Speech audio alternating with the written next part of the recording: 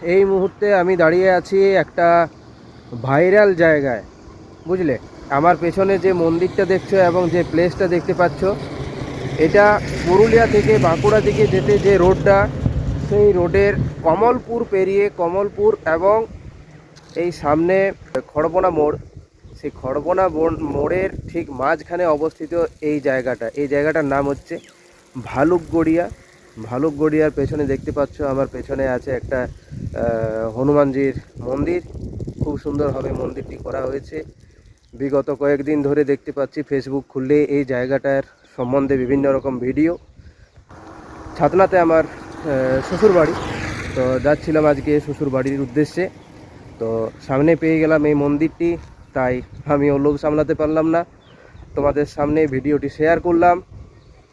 এবং এই যে সামনে দেখতে পাচ্ছ যে আমার ডান সাইডে রোডটা একটা নতুনভাবে করা হয়েছে।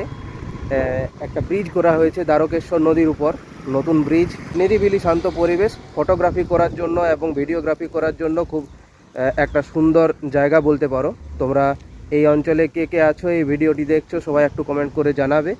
এবং এই জায়গাটা আজও পর্যন্ত যারা যারা এখান দিয়ে পাস করেছো বা গেছো, একটু কমেন্ট করে জানাও।